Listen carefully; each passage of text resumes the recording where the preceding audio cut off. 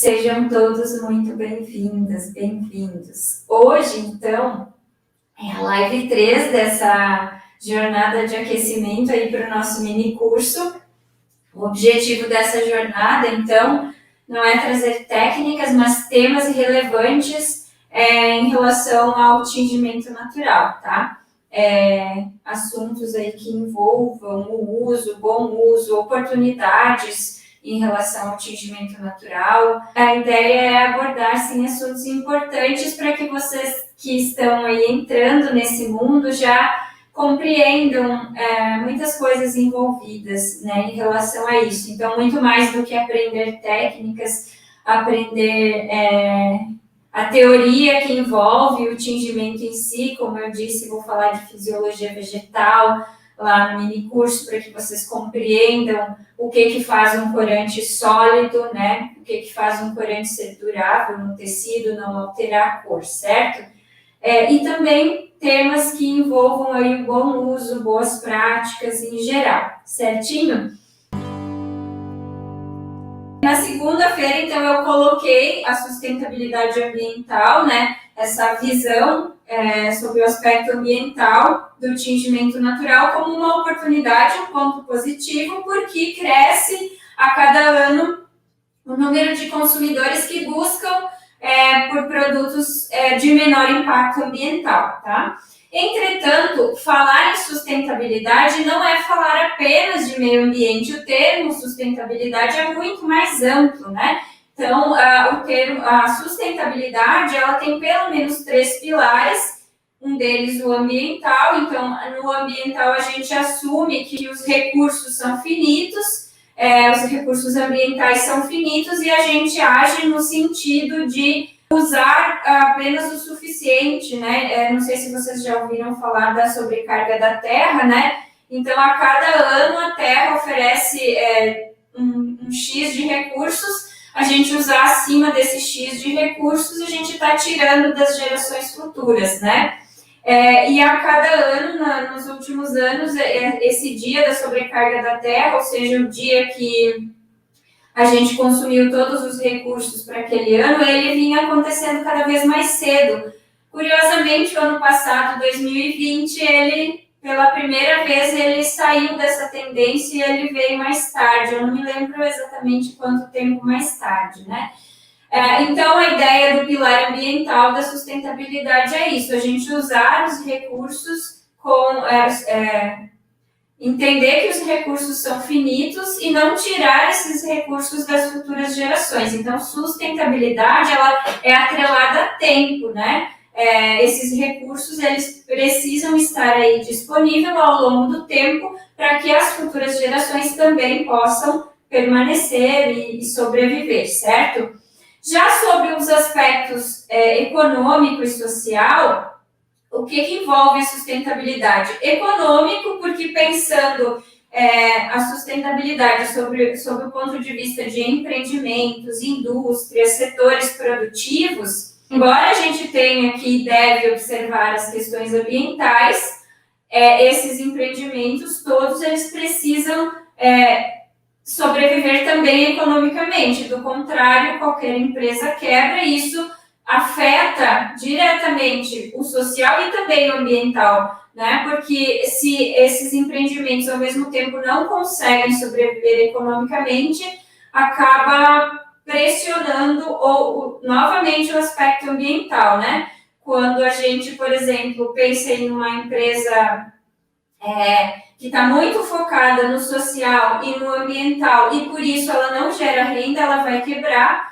Quebrando, vão ser mais pessoas necessitando sobreviver, e isso indiretamente acaba impactando na natureza, porque provavelmente vai se extrair mais recurso para gerar de alguma forma mais renda. Então, esses 3 pilares, eles andam juntos, não tem como descolar um do outro, tá? Por outro lado, o social, então, uma empresa que focou só no econômico, como a grande maioria, né? Das empresas aí que seguem os moldes da Revolução Industrial, né? Empresas verticais, onde se visa o lucro acima de tudo. A parte ambiental é o mínimo que as legislações exigem, e olha lá, quando não se burla a legislação, ou enfim, quando se age na ilegalidade, e acaba, devido a esse grande foco no econômico, na geração de lucro, num crescimento gigante, nas produções em massa, o que acontece? O social pode e muitas vezes acaba sendo prejudicado. Então, essas grandes empresas multinacionais ou apenas grandes, enfim, acabam se deslocando para locais onde a mão de obra é mais barata, onde as legislações ambientais são mais precárias, e não é à toa que grandes indústrias como o setor têxtil, produção de agrotóxicos, agroquímicos, enfim, a própria tecnologia se deslocaram, né, as indústrias de tecnologia se deslocaram para países asiáticos, onde a mão de obra é barata, questões ambientais deixam a desejar. Então, por exemplo, o Bangladesh, enfim, esses países asiáticos, onde a indústria têxtil é mais intensa, onde está concentrado mesmo, são os locais onde tem as maiores problemáticas ambientais que eu vinha falando na segunda-feira e também falei na live de ontem de meio-dia em relação à poluição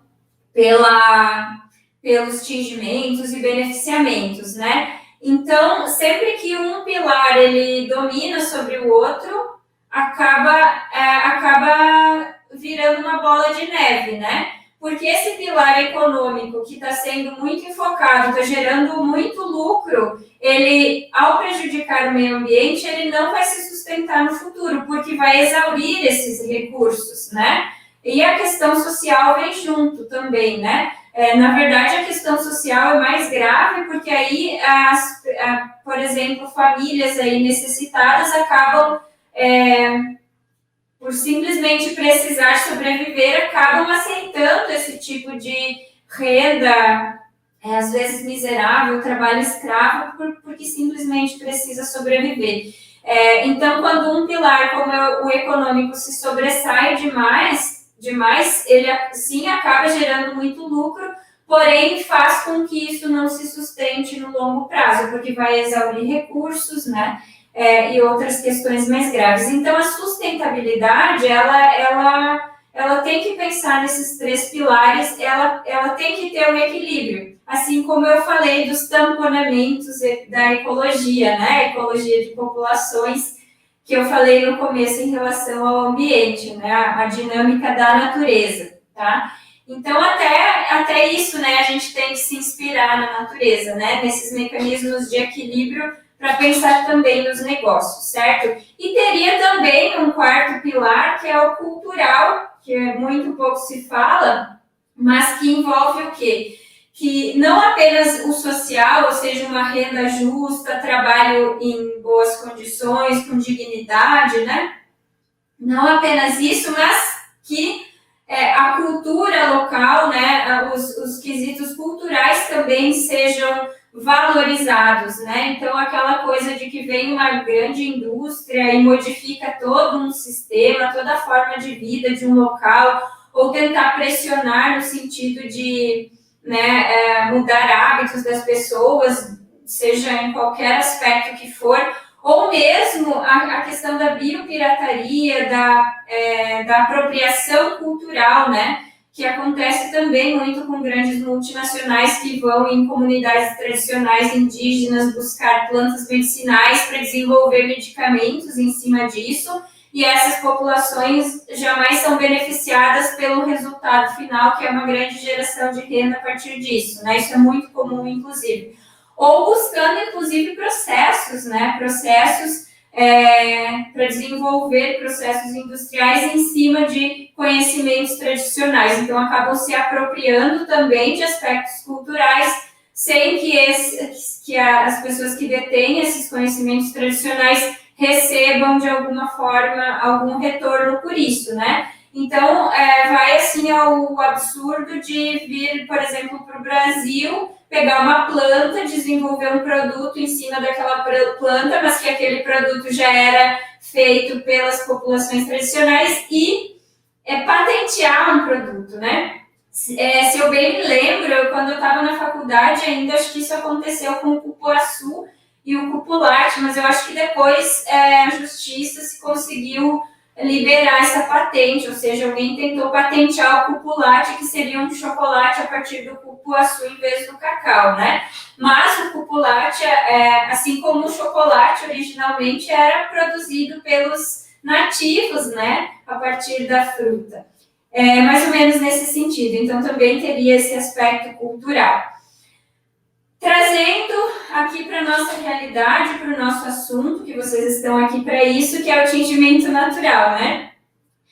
Assim como eu falei que o tingimento natural pode indiretamente contribuir para a restauração ecológica, para de alguma forma tirar algumas espécies das listas de ameaçadas de extinção, o tingimento natural também pode colaborar com uma economia mais justa, ou seja, colaborando economicamente, em primeiro lugar, economicamente, pensando só no pilar econômico.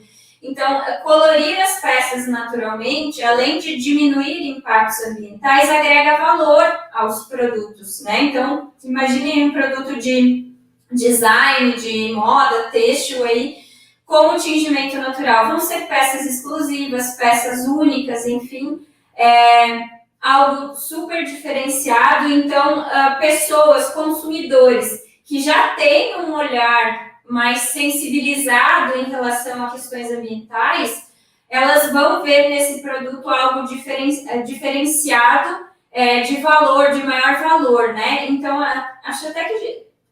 tem uma live aqui no YouTube que eu fiz com a Tati Sten, da Brisa Slow, falando disso, né? Até o título da live não é preço, é valor. Por quê? Uma pessoa que desconhece todos esses princípios de sustentabilidade, de economia justa, enfim, da redução dos impactos ambientais, do tingimento natural, ela perceber um valor mais caro em cima de uma peça, um preço maior em cima de uma peça com tingimento natural, um exemplo clássico, as camisetas, né? Então, Pano da Terra começou como camisetaria. Uma camiseta, então, que eu vendia, comecei com tingimento, as primeiras que eu vendi com tingimento, acho que eu parti de uns R$70, e aí com uma variação hoje até R$110, enfim, dependendo da dificuldade do trabalho, do custo do corante, que tem corantes mais caros e outros não tanto, enfim. Então, para o consumidor corriqueiro entender por que essa camiseta custa esse valor, né? Embora tenha marcas famosas aí com camisetas muito mais caras, mas produzidas lá na China com todas as problemáticas, mas como tem o peso de uma marca, acaba tendo esse custo alto, esse preço alto também. Mas fora isso, né, a pessoa então que corriqueiramente está com o preço setado na cabeça de que uma camiseta custa R$20, R$30, 40 e olha lá, ela vai correr quando vê uma camiseta a 90, R$100, ainda mais uma peça de uma marca pequena que não é conhecida e que não tem esse peso de uma marca famosa, né? Sei lá, essas marcas super caras, enfim. Não vou citar a marca, que também não sou a mais entendida delas, né? Sei os nomes, enfim, mas também não quero ficar citando marca famosa aqui. Então, quando as pessoas em geral veem esses preços mais caros nas peças tingidas naturalmente, elas podem talvez não perceber de imediato o valor agregado, o valor atrelado a isso, tá? O valor por trás dessa cadeia que meio que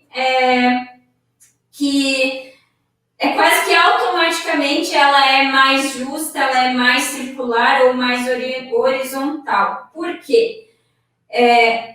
Justamente por o tingimento natural não ser algo escalável, assim, não ter uma escala gigantesca de produção em massa, isso sim pode ser possível se a gente começa a alterar bioquimicamente ou quimicamente alguns corantes para que eles resistam mais, enfim. É possível processos híbridos com corantes naturais dentro de indústria, né, desses mecanismos de indústria. Mas hoje não é essa a realidade. Hoje o tingimento natural é praticado em marcas específicas, pequenas ou maiores, né, mais famosas ou pouco conhecidas. Então é algo que meio que naturalmente também promove uma economia local, o que é muito importante, pensando em sustentabilidade, promover economias locais, promover a mão de obra local, promover uma cadeia mais circular e local. Então, quanto mais próximo a você estiver toda a produção desse produto de moda, de design, quanto mais próximo a você, mais você, mais circular e mais horizontal é a distribuição de renda. Quanto mais distante, mais vertical, mais verticalizado é esse processo industrial, tá? Então, quanto mais próximo a você estiver tudo, você também pode ter um olhar mais justo para aquela pequena cadeia. Por quê? Uma pequena marca, então, se não é a própria tintureira, costureira, enfim, que faz tudo, mas vai conhecer pessoalmente a sua costureira, você vai ter um relacionamento com ela não é apenas um número ali numa grande fábrica de funcionários, né? Não vão ser apenas números, né? Então, quanto mais próximo a você, mais equilibrada é essa geração de renda. Essa agregação de valor que o tingimento natural proporciona, ou que as peças de moda mais sustentável proporcionam, esse valor ele não fica só com a pessoa que está vendendo ali no final, né? Uma que reduz atravessadores, que é outro fator também importante, mas a questão é que, pensa no algodão orgânico, né? Essa camiseta que eu estou usando, o algodão orgânico da Paraíba, tá? Então, a origem foi uma produção ecológica, orgânica, de pequenos agricultores familiares, né? Então, foram pequenos produtores que receberam um valor melhor, um valor mais alto por um algodão que tem um valor econômico melhor em função de ser orgânico, tá? Então, já gerou renda para pequenos agricultores, já foi importante desde lá do início. Aí, teve o processo de tecelagem e tal, a Justa Trama costurou a camiseta, que é uma cooperativa de mulheres, então, no formato cooperativa também é uma distribuição de renda mais equilibrada, né, mais justa, digamos assim. Então, essa camiseta, sim, ela chegou até mim para atingir um valor mais caro, mas esse valor, ele se justificou socialmente, é isso que eu quero que vocês entendam, tá? Se justificou socialmente, porque as pessoas dessa cadeia, essa pequena cadeia dessa camiseta, foram bem remuneradas. E aí, por fim, chegou aqui na Pano da Terra, teve mais uma mão de obra que foi a de colocar o tingimento natural, esse valor vai ser colocado nessa camiseta e ela vai para venda, tá? Então, ela chegou mais cara lá no consumidor final, por quê? Porque ela teve valor agregado de uma produção orgânica, ecológica, de agricultores que foram melhor remunerados, agricultores familiares, ou seja, promoveu bem-estar, qualidade de vida para aquela, desde a família que produziu o algodão, passou pela costura por uma cooperativa de mulheres que também receberam de uma forma justa, em condições de trabalho, não só de acordo com a legislação, mas condições dignas de trabalho, porque às vezes atender a legislação não quer dizer que está tudo perfeito, né? Que as legislações muitas vezes podem estar favorecendo grandes proprietários, enfim. E aí teve o serviço de tinturaria, mas não acaba aí. Aquela tinta que foi aqui na camiseta, não nesse caso porque é um resíduo, né? Um resíduo é casca de cebola. Mas o que eu até esqueci de pegar aqui, a minha bandeira. A minha bandeirinha, espécie bandeira, que já vou falar dela. Então, digamos que essa camiseta fosse tingida com a casca de araucária, devia ter usado de casca de araucária. O que acontece?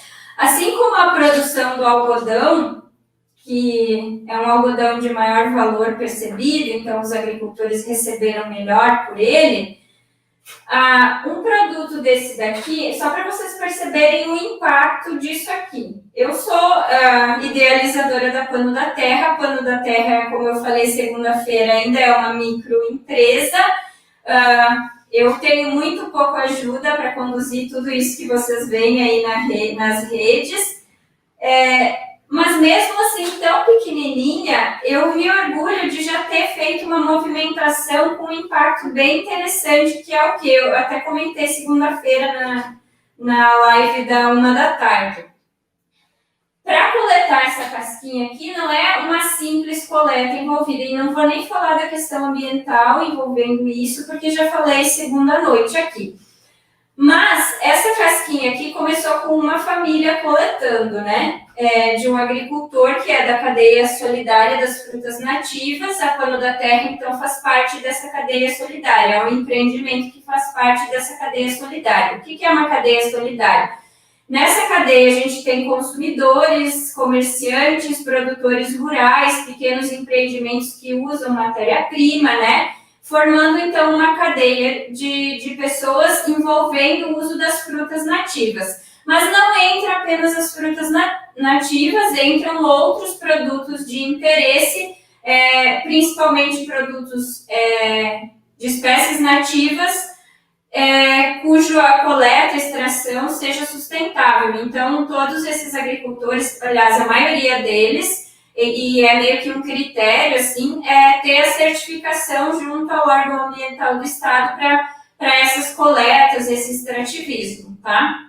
Então, essa cadeia também busca esses aspectos.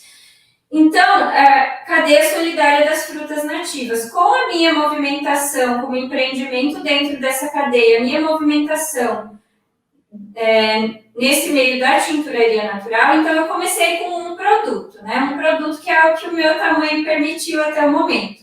A escolhida foi a casca de araucária, por ser um corante bom, um rendimento interessante, uma excelente solidez, enfim. Só que não é apenas coletar. Então, esse agricultor começou coletando para a gente estudar esse processo, porque as cascas caem, elas tomam chuva, elas sujam, a casca desse tamanho é muito ruim para extrair. Então, esse agricultor começou a testar a trituração, usando um triturador que se prestava para triturar outras coisas na propriedade, né? Testando partículas maiores, menores, e eu comprando de forma recorrente, tá? E eu tenho comprado bastante porque eu decidi colocar a casca de araucária nos kits das alunas justamente para começar a demandar mais, certo? E o que acontece? Passou de uma para duas famílias e a semana passada a gente teve uma reunião a nível de cadeia, aliás, não foi uma reunião da cadeia, mas uma reunião oficial da cadeia, para, pela primeira vez, incluir a casca da araucária dentro do circuito da cadeia, dentro dos produtos trabalhados a nível de cadeia. Então, mais famílias vão poder fazer essa coleta, e aí já vai ter, tipo, uma orientação de como coletar, quais são as melhores cascas, como triturar, tá? As boas práticas, enfim. Então, isso já vai entrar dentro do rol de produtos que a cadeia solidária trabalha. Isso porque uma iniciativa como a Pano da Terra buscou circular essa matéria-prima, tá? Então, hoje eu já tenho uma demanda interessante que serão necessárias pelo menos 4 famílias para atender a minha demanda, né?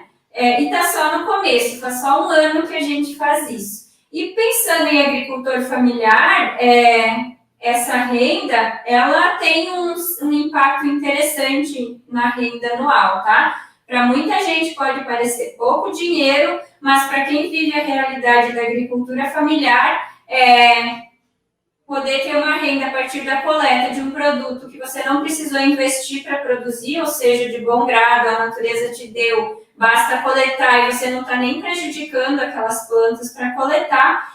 Então, assim, eu me orgulho muito de ter movimentado essa pequena cadeia, né? Eu, pequenininha, com o meu microempreendimento, eu consegui colocar um produto a nível de uma cadeia solidária que envolve aí centenas de agricultores no estado, né? Pega desde o litoral norte, de diversos pontos do estado inteiro do Rio Grande do Sul que fazem parte dessa cadeia solidária. Claro que o foco é desenvolver produtos com frutas nativas, então tem picolés, polpas, enfim, mas é um produto a mais que entra aí nessa possibilidade, tá?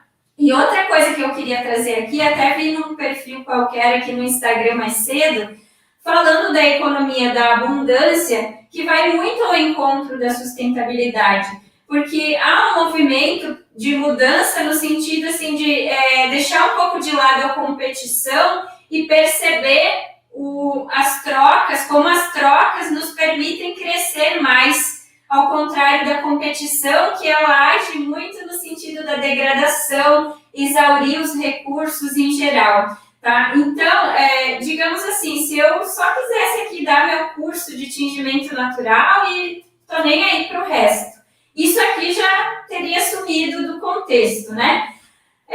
A questão é que isso, além de eu estar promovendo uma coisa boa, isso também é um diferencial e faz com que as pessoas que também percebam isso se conectem mais comigo, tá? Então, ao mesmo tempo que eu oportunizo de um lado, as pessoas me oportunizam de outro, tá? Então, essa ideia de economia circular, ela traz muito essa ideia da abundância. Quanto mais você dá, mais você recebe, tá? Então, por isso que eu, muito de bom grado, eu estou sempre aqui nas redes também ensinando. Porque tudo que vai volta, e às vezes volta bem maior do que foi, né? E outra coisa que eu queria mostrar, que é outra ponte que virou meio que o propósito, assim, da Pano da Terra, é conectar esses dois mundos. Então, conectar essas matérias-primas. Hoje, o que está mais em voga é a araucária, mas eu estou sempre pesquisando plantas, testando plantas, para que daqui a pouquinho eu coloque outra planta nessa mesma linha nos holofotes aqui, né? E a outra ponta seria as minhas alunas, as tintureiras que vão sendo formadas, ou que iniciam a sua jornada aqui na Pano da Terra. E aí, esse ano, então a Pano da Terra se propõe a ser uma ponte entre esses dois mundos, conectar e formar novas tintureiras e fazer essa conexão, né? Incutir, não apenas ensinar a tingir, mas incutir esses princípios de bom uso das matérias-primas, enfim. E aí, nessa ideia da economia da abundância, né, o que é bacana? Também aqui, a ideia não é só ensinar a pessoa uma técnica e aí tchau para você, né? É claro que isso também envolve uma conexão, às vezes as pessoas querem, né, elas não querem ter esse contato mais próximo, essa relação, acabam aprendendo e seguem o seu caminho, né? Outras se conectam mais, enfim. Mas é tudo, para quem é aluna, sabe que é tudo muito aberto, né?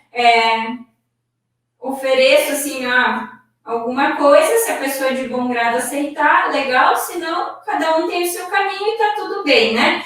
Então, esse ano, eu decidi fazer um catálogo no site da Pano da Terra para visibilizar alunas e alunos que têm marcas, tá?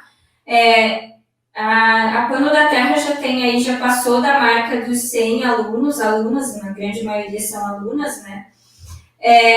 Nem todos ainda têm marca, outras já estão trabalhando nas marcas, enfim, mas a ideia é aqui visibilizar essas marcas, falar delas, falar dos benefícios dela, porque quanto mais essas marcas se derem bem, quanto mais se derem bem no bom sentido, quanto mais crescer, serem viabilizadas, esse ciclo em algum momento começa a se fechar, né? E essa ideia da abundância, ela vai crescendo cada vez mais, tá? Então, depois, se vocês quiserem dar uma espiadinha aqui na Pano da Terra, tem aqui o catálogo, acho que tem 12 por enquanto, e tem uma que não entrou ainda, que é a EcosD, que eu abri o Instagram aqui.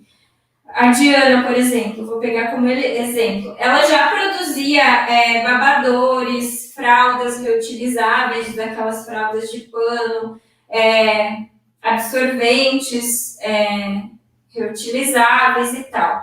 E aí ela fez o curso, enfim, e começou a incutir o tingimento natural nas peças. Então aqui tem um kitzinho relaxante, alguns produtinhos dela aqui com impressão botânica. Ela mora num sítio em Bandeirantes, no Paraná, então ela usa também muito as plantas locais.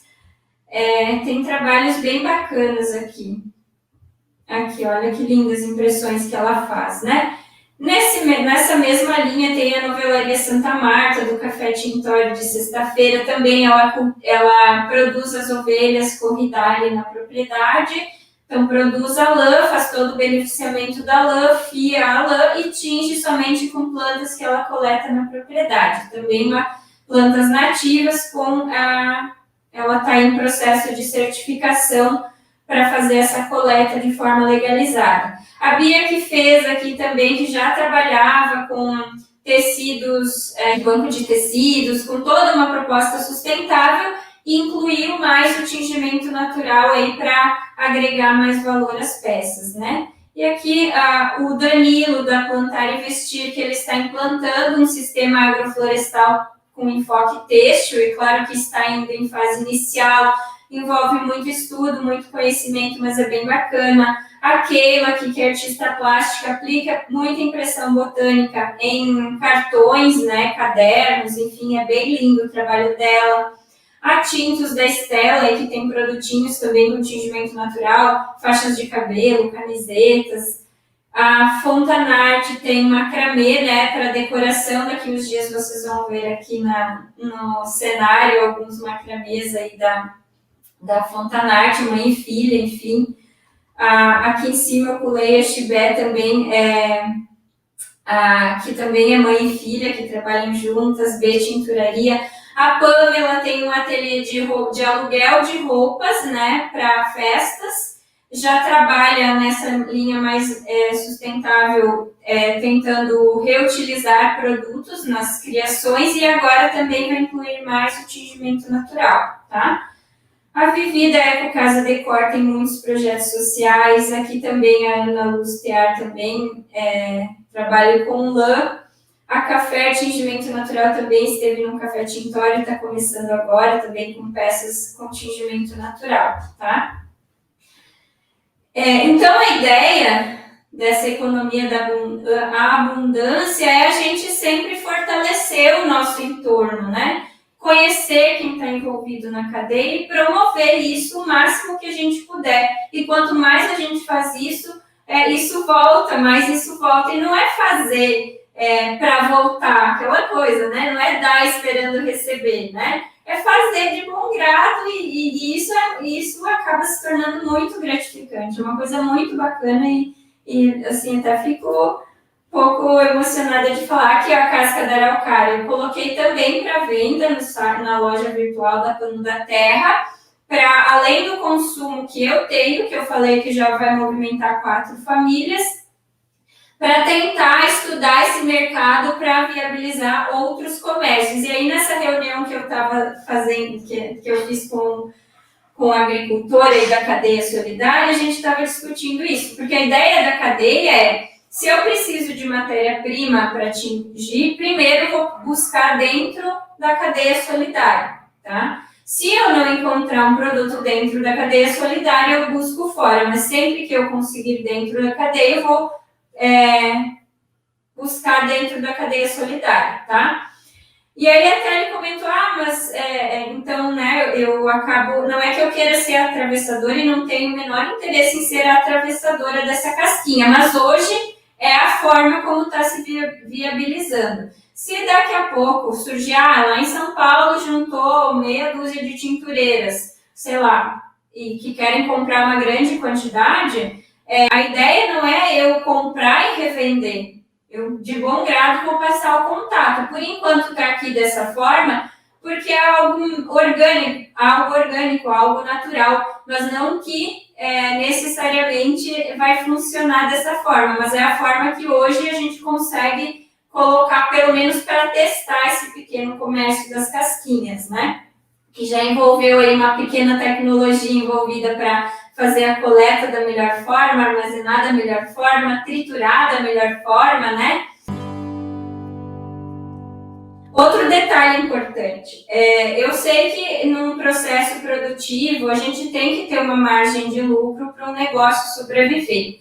Mas uma coisa que eu não faço é ir lá colocar preço nesse serviço de coleta, trituração e o preço que essas cascas chegam até mim, tá? Porque eu não estou fazendo isso e eu não sei a dificuldade que é fazer. E eu estou dentro de uma cadeia que é justa, que ela não vai me colocar um preço muito acima do que é o justo, né? Então, eu não questiono o preço, eu coloco tetos dentro do que, digamos, eu como comprador, olha, eu posso pagar até tanto por quilo. E em momento algum, nesse circuito, se pensem, se ela pode pagar até isso, vamos cobrar esse valor dela, né? Não é assim que funciona. O que é levado em consideração? O tempo para coletar, a dificuldade ou não para triturar, é um processinho chato para triturar, porque a máquina não é especializada para isso, então ou você tritura de uma forma muito lenta, e aí é mais tempo, ou seja, é mais mão de obra, digamos assim, porque é mais tempo que tu está tirando de outros serviços na propriedade rural, para acelerar o que o agricultor tem que fazer. Pegar alguma coisa para ficar empurrando no triturador. Isso, inclusive, pode, se a pessoa não toma cuidado, daqui a pouco pode até ser perigoso. Então, é um serviço de atenção, de cuidado, para poder ter um rendimento com toda segurança, né? Também gera muito pó na trituração. Quem aí é da roça já trilhou milho naquelas trilhadeiras antigas, sabe o que é ficar naquela poeira de triturador, né? Um negócio xarope, assim. Acho difícil um agricultor ir de máscara fazer isso. Então, todas essas questões, né, de dificuldade para esse produto chegar para mim trituradinho para usar, tem que ser levadas em consideração. Tem que incorporar esse preço, e não sou eu que tenho que fazer esse preço. Isso vale tanto. Não sou eu que estou lá sentindo essas dificuldades ou não de beneficiar essa matéria-prima, né? Então, é claro que a gente tem que pensar na nossa margem de lucro, no nosso custo de produção, enfim, mas a gente também tem que ter cuidado para perceber as dificuldades, né, o valor real, né, daquele produto que está chegando até a gente, certo? Vale a pena estudar, né, se informar a respeito de economia circular, de processos, não apenas a economia, mas os processos circulares. Fechar ciclos de um produto, pensar nesse produto desde antes, qual foi a origem dele até o final, como é que vai ser o final desse produto, qual vai ser o impacto final desse produto no ambiente, enfim, né? Então, pensar também em processos circulares.